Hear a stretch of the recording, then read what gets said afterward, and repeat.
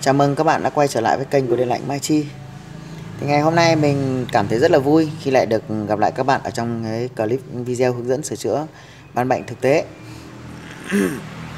Thì hôm nay mình có nhận của anh em thợ một cái mạch điều hòa cây, hàng điều hòa Nhật bãi, điện 100V. Thì cái này anh em nói là do cái ông chủ ông ấy cắm nhầm nguồn điện 220, thì bây giờ là nó bị hư hỏng, thì anh em thợ có gửi tới sửa, và bây giờ mình sẽ mới có thời gian để sửa, thì mình sẽ sửa và mình sẽ làm clip để chia sẻ cho anh em là cái trường hợp cái ban bệnh chứ anh em thợ người ta gửi tới như này thì nó trường hợp cắm nhầm điện 220 cho cái bo điều hòa, hay là cái bo máy giặt hay gì đó, hay bo tủ lạnh hàng Nhật bãi chẳng hạn, thì thường nó sẽ hư hỏng những linh kiện gì, và chúng ta sẽ cùng bắt tay vào để sửa chữa. Nhìn tổng quan sơ qua thì như các bạn đã thấy, ở đây là vị trí cắm nguồn vào, vị trí cắm nguồn vào của cái bo mạch của nó. Thì đây là người ta có ghi gì ACN2, và đây người ghi là ACL. Như vậy là chân nguồn sẽ cắm vào gì, cắm vào một chân của rơ le như thông thường các mạch điều hòa mono khác, và một chân này cắm chân trung ACN2. Và tại vị trí này các bạn thấy là nó bị cháy, các bạn thấy là cái vị trí này là nó đã bị gì, cháy. Như vậy là con mạch điều hòa đã ít nhất là hư hỏng là một lần rồi. Và tại vị trí này nếu mình không nhầm thì đây là con vào bảo vệ nguồn điện 110. Thì ở đây nó bị cháy, anh em thợ trước người ta đã vặn bỏ đi rồi. Chính vì thế mà lần này nó không còn cái linh kiện đó nữa, thì khi xảy ra cắm nhầm thì nó sẽ hư hỏng cái gì. Đầu tiên các bạn phải để ý, đây là mạch cấp nguồn biến áp, mạch cấp nguồn biến áp. Nếu là mạch cấp nguồn biến áp thì nếu như trường hợp mà chúng ta cắm nhầm điện 220 từ điện lưới 110 mà cắm sang 120, đây các bạn nhìn cái thông số biến áp đây, thông số biến áp người ta ghi này: input 115 VAC 60Hz 60Hz, output 12,4 VAC 250 mA. Tức là cái biến áp này gì, là chạy điện 115V, tần số 60Hz, đầu ra là 12,4V AC, và dòng làm việc là 250 mA. Rồi, đối với cái loại mạch mà sử dụng nguồn biến áp như này, nếu mà trường hợp cắm nhầm nguồn ấy, thì nó thường là sẽ hư hỏng cái linh kiện bảo vệ. Nhưng do là linh kiện bảo vệ ở đây thì nó đã bị mất rồi, cho nên nó sẽ hỏng sâu vào trong. Mình sẽ kiểm tra xem nó hư hỏng như thế nào. Ta sẽ đo qua. Tạm thời mình sẽ gỡ mấy cái chân này ra đỡ vướng.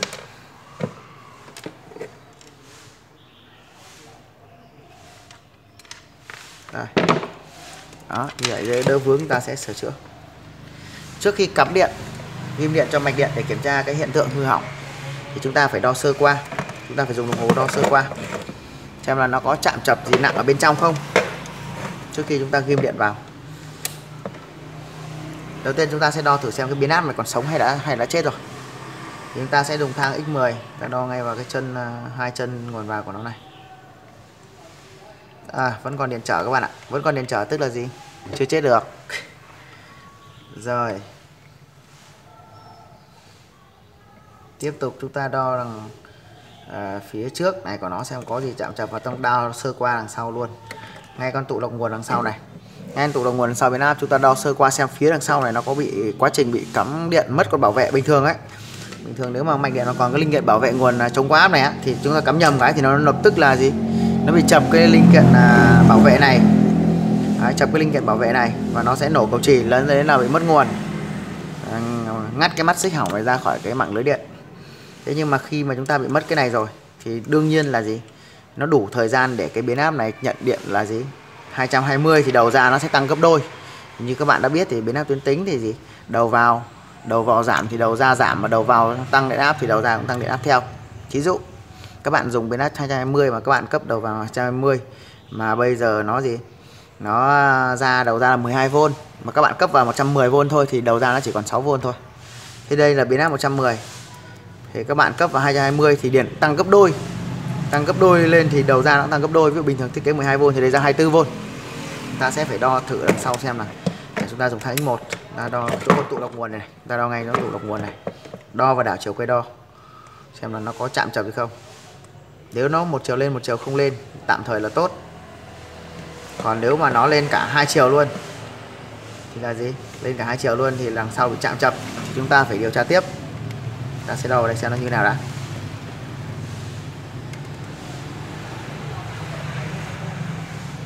Không lên gì, đồng hồ bị lỏng rồi, ok, lý gì không lên gì.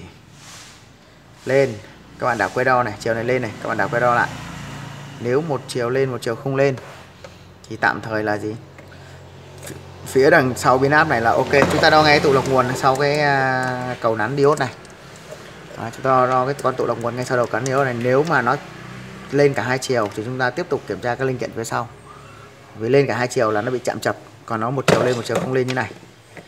Tất cả các tụ lọc ngay đằng sau ấy, chúng ta cứ đo một chiều lên một chiều không lên là tạm thời ok. Rồi, như vậy phía sau không chạm chập gì các bạn nhá. Và điện trở của biến áp thì vẫn còn. Rồi, chúng ta điện trở biến áp vẫn còn, và phía trước thì nó chỉ có vài con linh kiện lên nha. Như vậy chúng ta sẽ cắm điện vào xem là nó như nào.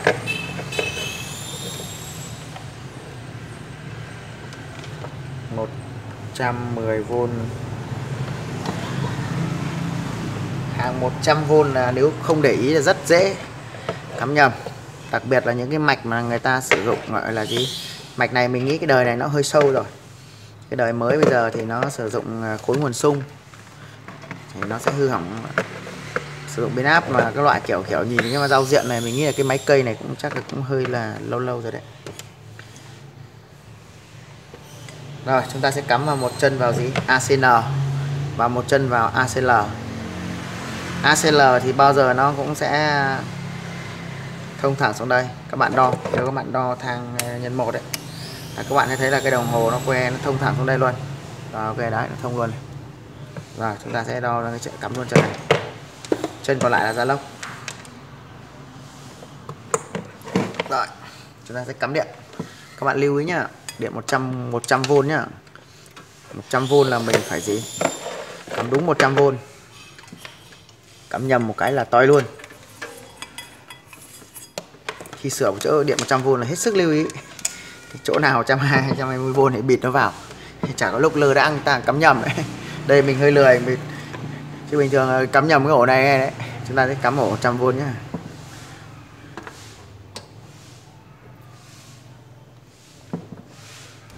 Rồi, đã cắm điện. Không thấy gì à? Mạch điều hòa nhé, cắm vào phải nghe píp cái nhỉ. Chúng ta thử đo xem là đã có 110V đến đây chưa nhá. Rồi, đã có 100V vào mạch điện. Mạch điều hòa thường là khi cấp nguồn là nó phải kêu píp. Rồi, chúng ta sẽ đo đầu ra cái tụ lọc nguồn này xem nó có điện chưa nhá.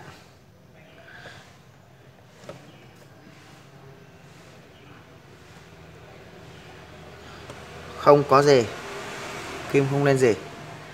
Rồi nếu đầu ra tụ lọc nguồn mà ngay chỗ sau biến áp này không có gì thì chúng ta sẽ chuyển qua đo điện áp gì, đầu vào. Tại cái biến áp này xem nó đã có điện áp đầu vào đây chưa. Chưa có gì thì chúng ta tiếp tục đo phía trước. Tại đây có, ok. Tại vị trí này có điện 100V mà tại vị trí này lại không có 100V. Như vậy gì, nó hư hỏng cái linh kiện gì từ đây chạy vào biến áp rồi. Rút điện là cái đã. Ban này cũng dễ thôi các bạn ạ. Ban này thì ai làm quen rồi thì nhanh thôi. Rồi như vậy là gì, quan đấy từ vị trí cái gì, từ cái vị trí rác cắm này vào đến cái chân này mà không có điện thì nó chỉ có hư hỏng cái linh kiện này, vì nó chỉ đi qua một mình cái linh kiện này thôi. Đấy, linh kiện này là ghi là gì, R1. Tức là như vậy, con này là con chở hạn dòng. Một số cái mạch người ta dùng chở nhiệt đấy, nhiệt độ càng tăng thì nó càng giảm lên chở để cho nó dẫn dòng tốt. Con này là con chở hạn dòng để chống nó bị chết biến áp. Rồi. Đây các bạn xem, mình cho các bạn xem nhá. Như vậy nó hư con đen đen này thôi, và con này người ta ký hiệu là gì? R1. Đây các bạn nhìn này, có chữ R1. R1 tức là điện trở.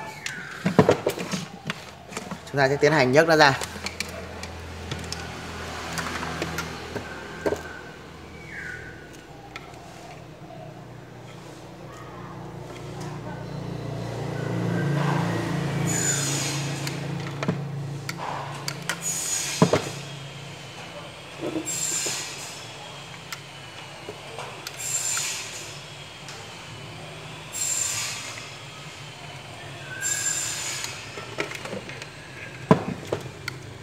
Nó sẽ hút tiếp cái chân nó luôn.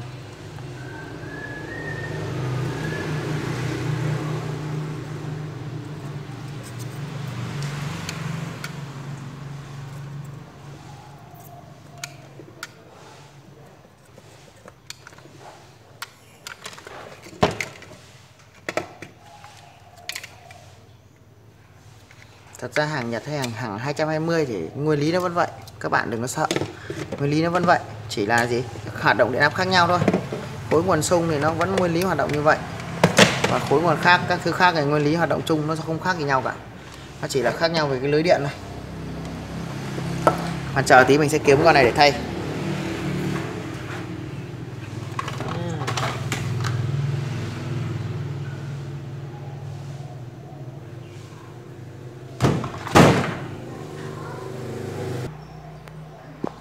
Rồi, các bạn có thể lấy cái con linh kiện đấy ở cái chỗ cái vỉ, các cái vỉ máy giặt người ta ghi chữ gì PTC như này này, PTC hoặc là NTC, hoặc là những cái vỉ mà nó có nhiệm vụ đây như này.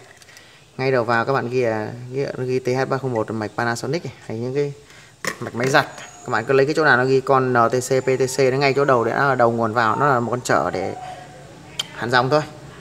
Các bạn lấy con chở sứ khoảng tầm 51 ohm quay trở lại, tức là hoặc lấy con chở tầm 51 ohm quay trở lại tầm 5W thoải mái luôn, thoải mái về công suất luôn. Các bạn lấy con chở trong mạch điều hòa, những cái vỉ vạch nó có ghi ví dụ như là 47 ohm hoặc là 4,7 ohm. Các bạn lấy càng nhỏ càng tốt. Lấy tầm con 4,7 ohm 51 quên 4,7 ohm 5W cũng được. Nếu mà các bạn nào muốn cho nó gọn đẹp thì lấy con bé, nhưng mà phải đảm bảo về công suất các bạn nhé. Đừng có lấy con chở mà lại ví dụ như là 4,7 ohm nhưng có 1W thì nhỏ quá. Nhỏ quá chúng ta thay vào khi máy nó hoạt động hết công suất thì nó sẽ, các phụ tải nó hoạt động hết công suất thì nó sẽ gì? Cái con này nó không chịu được, nó sẽ nhanh bị đứt.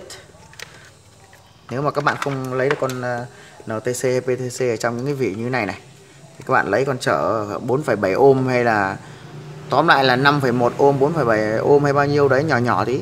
Các bạn lấy con có công suất 5W chở sứ,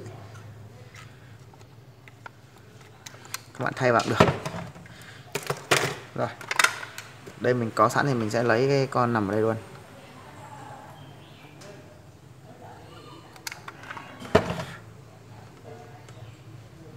Mình cạo qua cái chân đấy, chân nó xịn đấy nhỉ.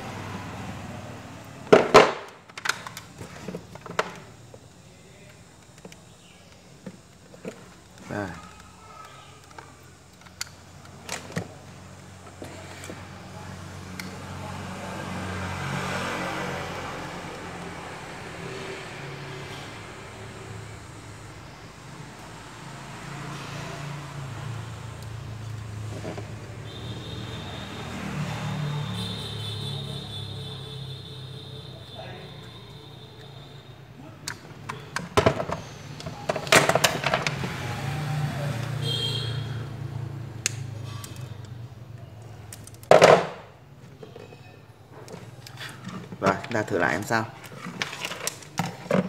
thử lại xem nó đã có nguồn chưa.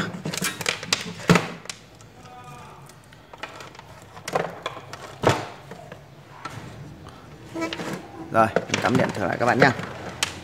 Cắm điện xem nào, nhớ cắm 100V nhá, cắm nhầm 200 này đi luôn.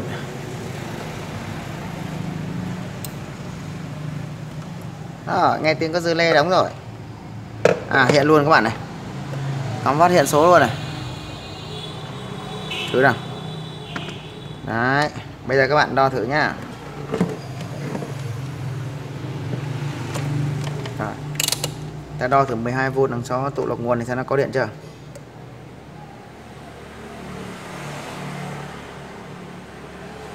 Rồi, đã có 12V. Ta 5V luôn. Đo xem 5V đằng sau IC ổn áp rồi xem lại có 5V chưa.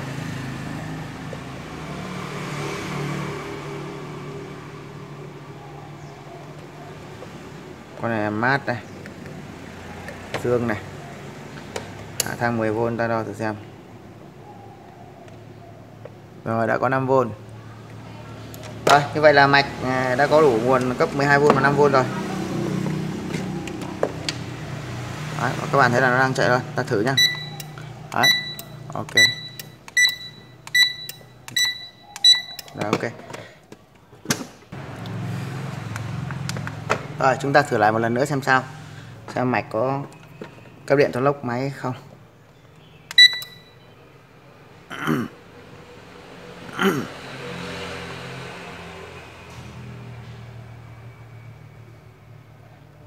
Chúng ta chờ thử một lúc.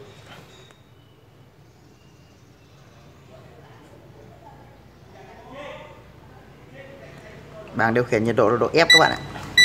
Mình đã để nhỏ hết cỡ rồi.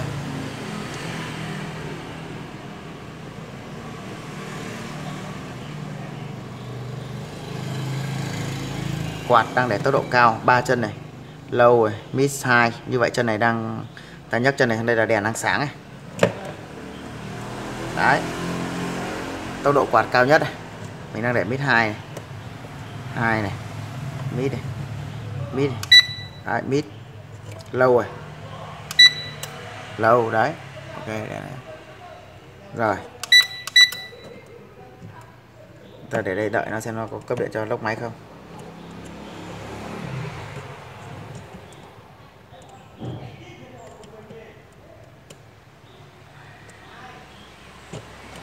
Rồi chúng ta chờ thử một lúc xem nó có cấp điện cho cái máy nén không.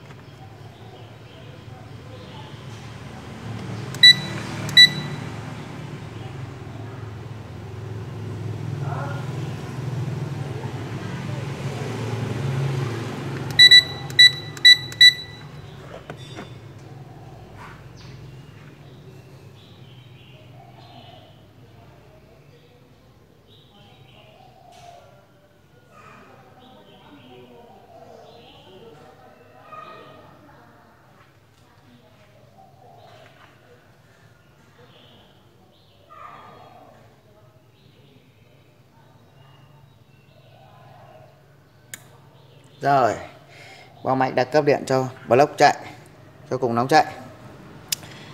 Như vậy là mình vừa chia sẻ hướng dẫn các bạn chi tiết sửa chữa một cái ban bệnh ở cái mạch điều hòa cây nội địa Nhật Bãi chạy điện 100V. Nguyên nhân do cắm lội nguồn 220 dẫn đến hư hỏng. Và bây giờ mình đã thử và mạch đã chạy ok. Thì mình xin kết thúc video ở đây. Nếu như các bạn thấy video clip của mình hữu ích hay thì hãy chia sẻ và like và đăng ký kênh để ủng hộ cho mình, để mình có thêm nhiều động lực làm thêm nhiều cái video clip sửa chữa thực tế để chia sẻ đến các anh em đồng nghiệp tham khảo. Một lần nữa chúc tất cả các bạn thành công và cảm ơn tất cả các bạn đã quan tâm theo dõi video của mình.